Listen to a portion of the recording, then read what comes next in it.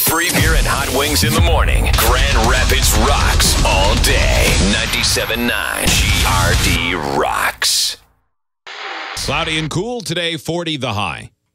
About 35. Still gray downtown. Still some ice to the north. There's a number of closings to the north today. Yeah, a bit colder. We weren't too far from the dividing line yesterday. No, that could have been an ugly day. No, I mean, because Lowell closed really early, and Rockford and kind of everything along that line and north and east of here were pretty icy. So we got kind of lucky. It was just a couple degrees colder, and so it was a little. I'm glad that wasn't the case. Yeah, so it worked out. I haven't. Still gross. I went out. You go outside, and you're immediately covered in dew. Yeah, right? Because it was just a constant mist. Yeah, I wasn't sure what was worse, when it was kind of raining, or then when it was just moist. You go outside and you go, I got home and Carrie goes, "Hey, is it raining? Because I want to go walk Bubba." And I go, "Well, it's not. It's not really raining. It's a below drizzle, but above not totally wet." It was exactly. Yeah. It was just a fine mist. It was like you're walking through the remnants of a humidifier. That is what it reminded me of when I was a kid. A cold air humidifier. Like the one my mom would put in the bedroom when I was a kid and I was sick. Yeah. And then I would think it was cool, so I'd stick my face in it, and then my face would be all wet. That's what it is. Yeah, that's what exactly it is. What it was. Yeah, you're just. Yeah. I'm just wet. Yesterday. Sorry. Go ahead. No, I was just gonna say. Yesterday, perfect to bike in. No ice on the roads, but gross wet. And I had the meeting to get my pre-check.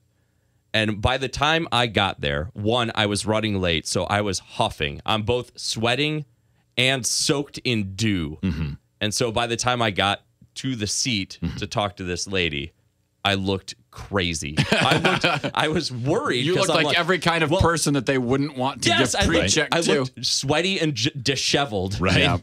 And I was just like, oh, this is going to look this. There's no way. When she takes this money, I'm kissing it goodbye. Was that at the office on 3 Mile? Yes. It's still the same spot? Still the same spot. They have a 1 hour window each week where you can go? Yes. It's not that convenient. No, it's not that convenient. No. But it's not for other people. The actual for me, process whatever. was no big deal.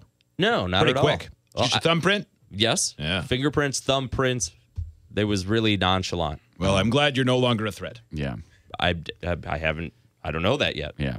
Now they take the money and then they go, "You'll hear back soon." Yeah. We'll see. But now they've got you. If they say no, they've got you marked. We keep this money. I didn't hear the beginning of it. Did you say you're talking about TSA pre-check? Yes. Right. Yeah.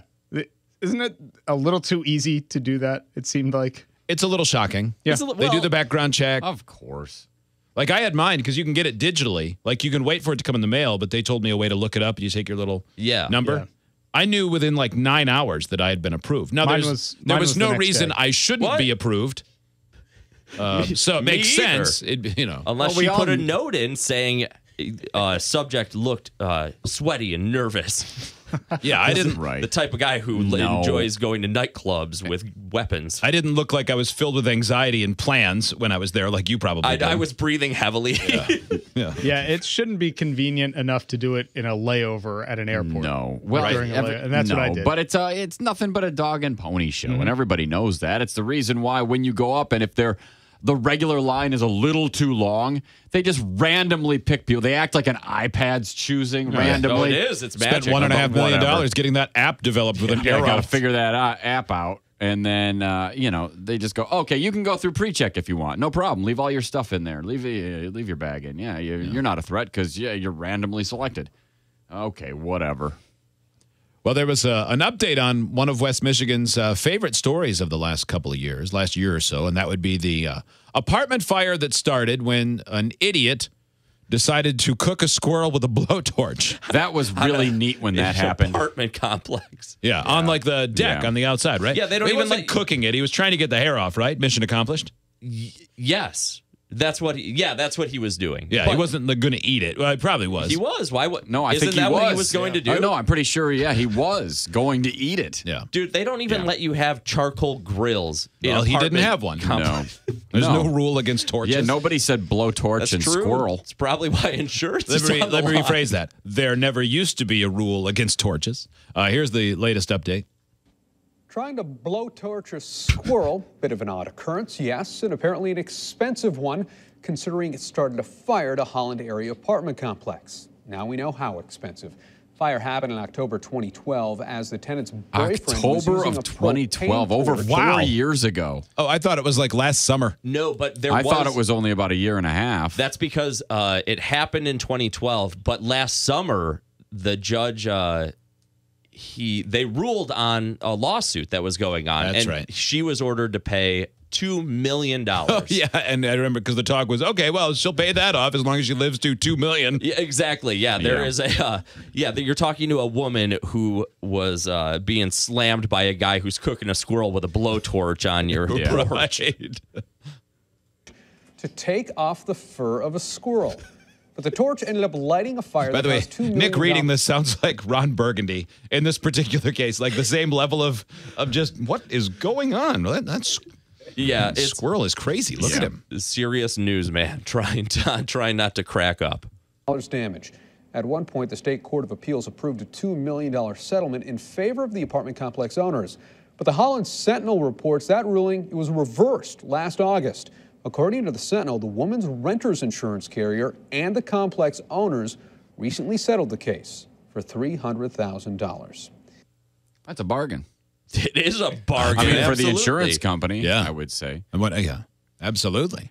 It's still amazing, though. I think it's amazing that the guy was trying to blowtorch fur off a squirrel, but also that he managed to get the fire out of control. Like, did you do Like it on that. your newspaper collection or something? How do you manage that?